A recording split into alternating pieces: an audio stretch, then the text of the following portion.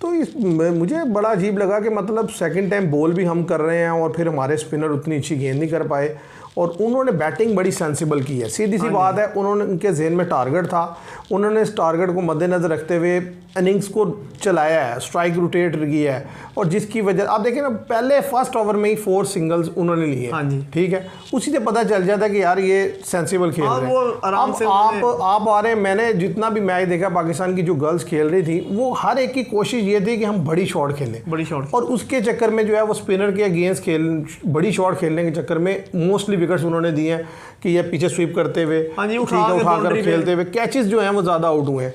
तो अब ज़ाहिर है जब इस तरह आप खेलेंगे तो फिर ज़रा आपका जीतना बड़ा मुश्किल होगा। वालेकुम viewers, welcome to all of you on my YouTube channel Crick chat.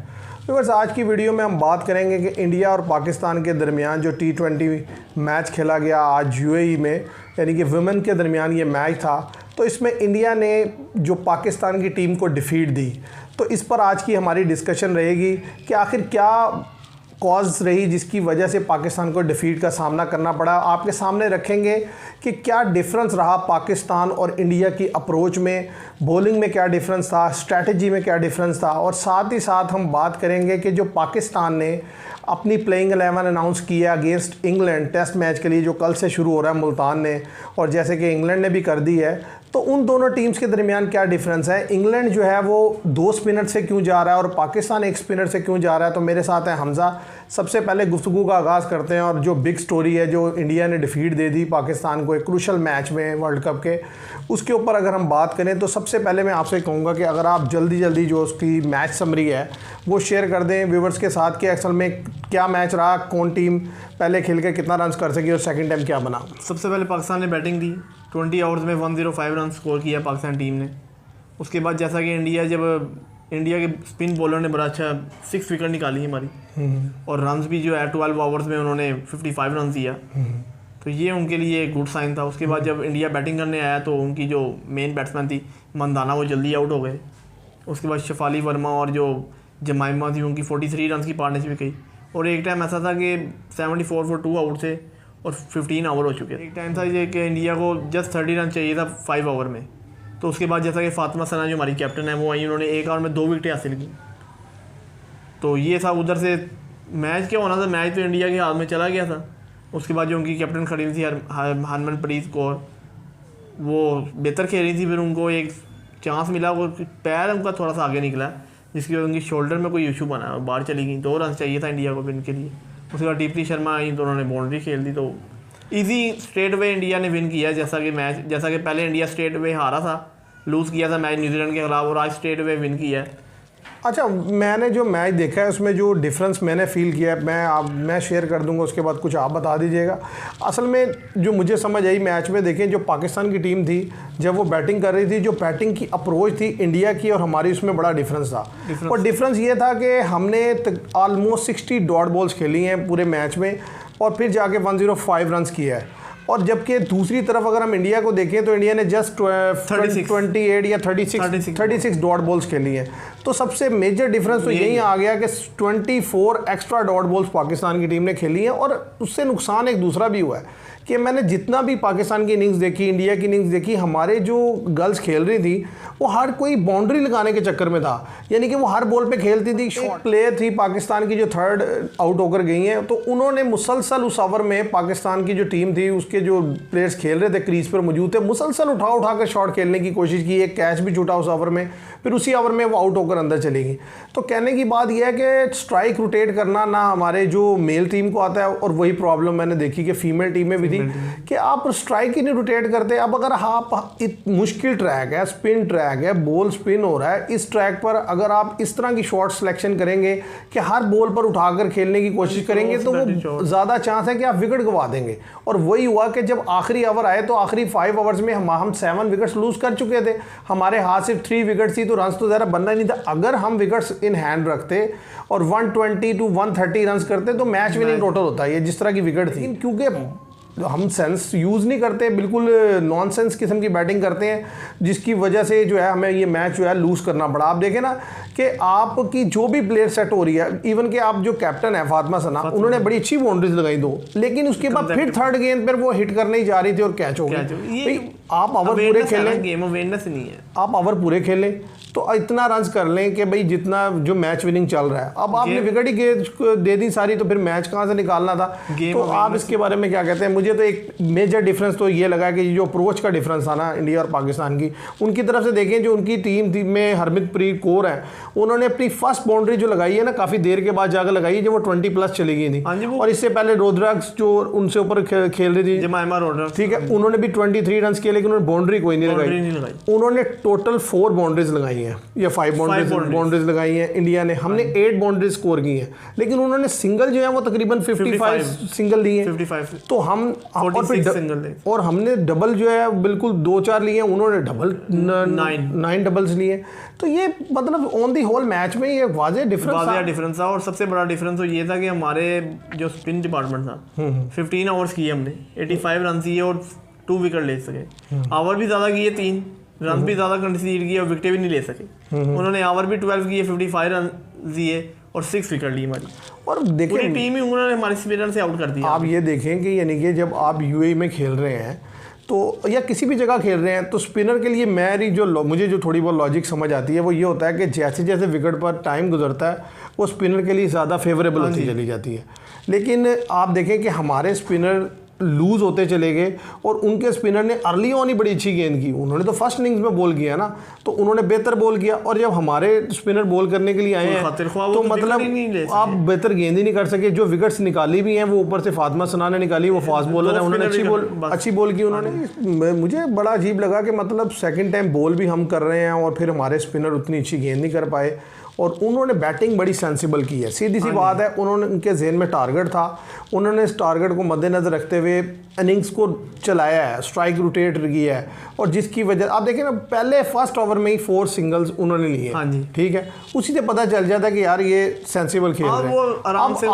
आप आ रहे हैं, मैंने जितना भी मैच देखा पाकिस्तान की जो गर्ल्स खेल रही थी, वो हर एक की कोशिश ये थी कि हम बड़ी शॉट खेलें, बड़ी शॉट। और उसके चक्कर में जो है वो स्पिनर के अगेंस्ट बड़ी शॉट खेलने के चक्कर में मोस्टली विकेट्स उन्होंने दिए हैं कि ये पीछे स्वीप करते हुए, उठाकर खेलते हुए, कैचेस जो हैं वो ज़्यादा आउट हुए हैं। तो अब ज़ाहिर है जब इस तरह आप खेलेंगे तो फिर ज़रा आपका जीतना बड़ा मुश्किल होगा, क्योंकि इस तरह की कंडीशन में आपको बड़ा ध्यान से सेंसिबल खेलना पड़ता है। विकेट जो है ना, ये मुश्किल है इधर यूएई की विकेट जो है, उनके 2 ही वेन्यू हैं, एक दुबई है और एक शारजा है। तो दोनों की विकेटें जो है स्पिनर को हेल्प दे रही हैं। और ख़ासतौर पर डे मैच में भी स्पिनर को मदद दी, और जो डे नाइट मैच हो रहे हैं वो जो सेकंड टीम बैटिंग कर रही है वो बिल्कुल ही आउट हो जाती है उससे। मतलब ये नहीं कि आप देखें यहाँ मेल भी खेले थे तो बड़ा रन तो कोई खातिर ख्वाह नहीं बना था। यहाँ पर यानी कि लो स्कोरिंग मैच ही होते हैं। तो अब ज़ाहिर है जब लो स्कोरिंग मैच होते हैं तो जो टीम होती है जिसने प्लानिंग बनानी होती है, ज़ाहिर इसमें प्लेयर्स का भी है, जो पीछे मैनेजमेंट बैठी है, सबका है। उनको अंदाज़ा होना चाहिए कि यार इस ट्रैक पे जब एक ही वेन्यू पे ज़्यादा मैच हो रहे हैं तो आपको अंडरस्टैंडिंग हो जानी चाहिए शारजा में हो रहे कि भाई इस पे इतना रन अगर हम बना देंगे ना तो ये मैच विनिंग होगा। अब आप जा रहे हैं, मैंने जो अप्रोच लड़कियों की देखी उसमें ये था, उनकी कोशिश ऐसे लग रहा था जैसे 150 160 तक रन करने जाना है, उस चक्कर में विकेट ज़्यादा लूज कर दिए। भाई आपके दिन में ये हो गया अपने 120 130 करना है, अब 105 तो किया है ना। अगर आप थोड़ा सा जो विकेट्स इन हैंड रखते हैं तो आराम से तो इजीली आप जो है वो बना लेते। और उनकी देखिए जो ओपनर थी शिफाली वर्मा, बहुत अच्छा खेली, उन्होंने 35 बॉल्स में 32 किया और 3 बाउंड्रीज लगाई। और हरमनप्रीत कौर ने इनिंग्स को जो कैरी किया वो बड़ा शानदार किया। हमने भी कल वीडियो में कहा कि हरमनप्रीत कौर, शिफाली वर्मा और स्मृति मंदाना, ये 3 जो उनके हैं ना टॉप बैट्समैन हैं कि ये रन करते हैं। और इनको हमने देखा भी है, जैसा कि इंडिया की वुमेन भी है, मैच खेलती रहती हैं कोई ना कोई पूरे साल में। आप देखें कभी ऑस्ट्रेलिया के साथ खेल रही होती हैं, कभी इंग्लैंड गई होती हैं, हमने देखी है सीटें। हमने जो रात वीडियो की थी उसमें बताया था कि भाई ज़्यादा चांस यही है कि इंडिया ये मैच जीत लेगा, क्योंकि जो हेड टू हेड मैचेस भी हैं वाज़ेह डिफरेंस है कि इंडिया की टीम ज़्यादा दफ़ा जीती है। और वो आज देख भी ली जिस तरह की अप्रोच रही। तो अब यह है कि ये यानी कि जो टूर्नामेंट भी इंटरेस्टिंग हो गया है, इस ग्रुप की सिचुएशन भी इंटरेस्टिंग हो गई है, क्योंकि देखें एक ही मैच जीता है पाकिस्तान, एक ही मैच जीता है इंडिया, और श्रीलंका को आप कह दें कि वो तो आउट हो गया। अगर हम बात कर वो 2 मैच जो है वो लूज कर गया। अगर हम बात कर लें पॉइंट टेबल की, तो आप देखेंगे New Zealand top of the table है, ऑस्ट्रेलिया है, और इंडिया का रन रेट अभी माइनस में ही है, 1.217 है। और श्रीलंका तो माइनस में है और 2 मैच हार चुका है, 2 मैच उसके रह गए हैं रिमेनिंग। मसला ये है इंडिया ने जो मैच लूज़ किया है ना, वो मैच बड़ा बुरा लूज़ किया इंडिया ने। और आज भी जो जीता है वो इस लिहाज से तो इजी था कि विकेट इतने नहीं गिरे थे, लेकिन मैच चला तो आखिरी ओवर तक चला गया ना, क्योंकि ये ऐसा तो नहीं होगा 14-15 ओवर में मैच फिनिश हुआ। लेकिन बात ये देखें, इंडिया के पास जो क्वालिटी है या उसके पास जो चांस है वो ये है कि ऐसा नहीं है कि वो ऑस्ट्रेलिया को नहीं हरा सकती या वो श्रीलंका को नहीं हरा सकती, उनके पास ये क्वालिटी है। हाँ, अगर भाई जैसे टॉस फैक्टर है इस जगह पर, अगर उनको ये एडवांटेज मिलेगा और वो रन्स बना देंगे तो फिर इंडिया के लिए मुश्किल हो जाएगा। अदरवाइज अगर इंडिया टॉस जीत जाएगा, जैसे कल मैच है या जब ऑस्ट्रेलिया से मैच होगा, तो इनके पास जैसे क्वालिटी स्पिनर है ना, ये उनको खेलने नहीं देंगे, ये गिरा लेंगे। हाँ जी, ये तो हकीकत है इसमें कुछ। अच्छा, अब अगर मैं आपसे जानना चाहूँ कि जो ज़ाहिर है कल से मैच शुरू हो रहा है पाकिस्तान और इंग्लैंड का टेस्ट मैच, 3 टेस्ट मैच की सीरीज़ मुल्तान में शुरू हो रही है। दोनों टीम्स ने अपनी प्लेइंग 11 जो है अनाउंस कर दी है। जो पाकिस्तान ने अपनी प्लेइंग 11 दी है वो बैटिंग तो आलमोस्ट सेम वही रखी है। अब्दुल्ला शफीक हैं, साइम अयूब हैं, शान मसूद हैं, उसके बाद बाबर आजम हैं,